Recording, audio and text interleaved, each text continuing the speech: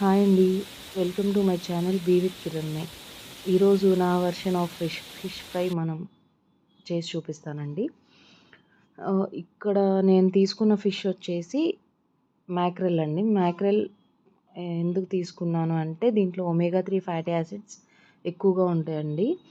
But mercury levels కూడా ఎక్కువ ఉంటాయి. సో ఫ్రీక్వెంట్‌గా తీసుకోకూడదు. పిల్లలకి ఇది పెడితే చాలా వాళ్ళ బ్రెయిన్ షార్ప్ అవ్వడానికి చాలా బాగా హెల్ప్ అవుతుంది.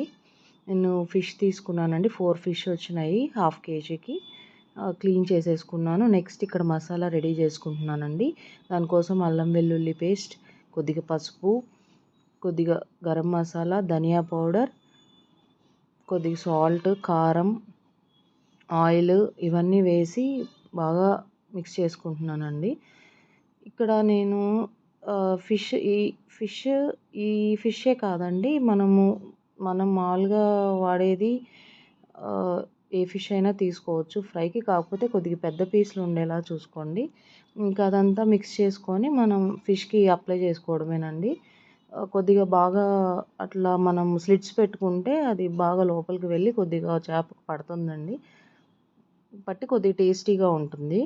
సో ఇట్లా అప్లై చేసుకున్న తర్వాత మనం కొద్దిగా కారం పిల్లలు తినేదైతే కొద్దిగా కారం తక్కువ వేసుకొని కొద్దిగా లెమన్ జ్యూస్ ఎక్కువ వేసుకోనండి. సో దట్ ఫిష్ బాగా జ్యూసీగా ఉంటుంది మనం ఫ్రై చేసిన తర్వాత కూడా. నెక్స్ట్ ఇలా చేసుకొని ఒక 5 మినిట్స్ పక్కన పెట్టుకోవాలండి. నెక్స్ట్ వచ్చేసి మనం కొద్దిగా లవంగాలు, ఆనియన్స్ వేసి కొద్దిగా కచ్చాపచ్చాగా దంచుకోవాలి. నేను ఇక్కడ రోట్లోనే దంచుతున్నాను. ఎందుకంటే మనకి మిక్సీ కొద్దిగా బాగా పేస్ట్ లాగా అయిపోతుంది. సో అందుకని నేను రోట్లో దంచుతున్నాను.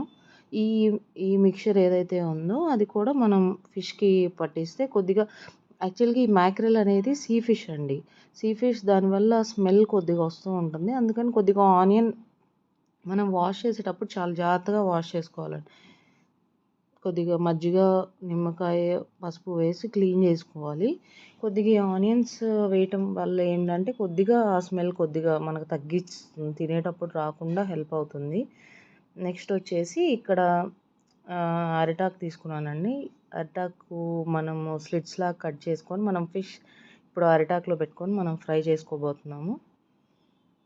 ఎందుకు అరిటాకులో అనంటే యాక్చువల్‌గా కొద్దిగా సెన్సిటివ్ ఫిషెస్ అన్నీ మనకి వెంటనే బ్లాక్ కలర్ అయిపోతుంది. మనం తినేటప్పుడు కొద్దిగా చేదు తగులుతుంది. అందుకని నేను ఇక్కడ అరిటాకు యూజ్ చేశానండి. దానివల్ల అరిటాకు వల్ల కూడా మనకు చాలా బెనిఫిట్స్ ఉంటాయి. సో అందుకని నేను అరిటాకు తీసుకున్నాను. ఇప్పుడు మనం ఏదైతే మ్యారినేట్ చేసుకున్నామో ఆ ఫిష్ పెట్టుకొని కొద్దిగా మనకి ఆ కరివేపాకు పెట్టుకుంటే మనకు ఆ ఫ్లేవర్ అనేది తెలుస్తుంది. సో అందుకని నేను కరివేపాకు యాడ్ చేశాను అక్కడ. కొద్దిగా లైట్‌గా మన కొత్తిమీర కూడా యాడ్ చేసుకొని మనం ఇప్పుడు అది పొట్లంలా కట్టేయడమేనండి. కట్టేసి ఒక థ్రెడ్‌తో మనం టై చేసేస్తే అది విడిపోకుండా ఉంటుంది. ఇంకా అన్నీ మనం తీసుకున్న ఫిషెస్ అన్నీ అలా చేసేసుకోవడమేనండి.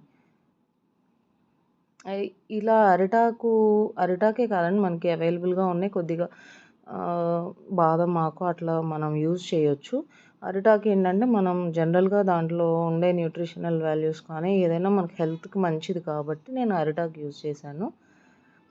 మనకి ఈజీగా కూడా దొరుకుతుంది అరిటాకైతే.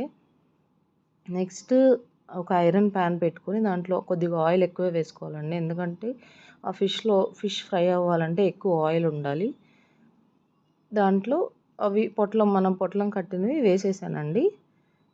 సో ఇంక ఇట్లా మనం 2 సైడ్స్ మనం ఫ్లిప్ చేసుకుంటూ అది బాగా ఫ్రై అయ్యేలాగా మనం చేసుకోవాలండి. దగ్గర దగ్గర ఓ 15, 18, 20 మినిట్స్ దాకా పడుతుంది మనకి.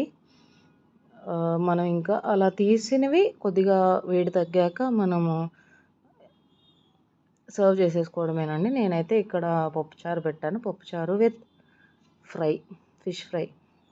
చాలా టేస్టీగా ఉందండి. తప్పకుండా ట్రై చేయండి. ట్రై చేసి ఎలా ఉందో చెప్పండి. Thank you. నా వీడియో మీకు నచ్చినట్లయితే please like, share and subscribe. Thanks for watching and thank you. Bye.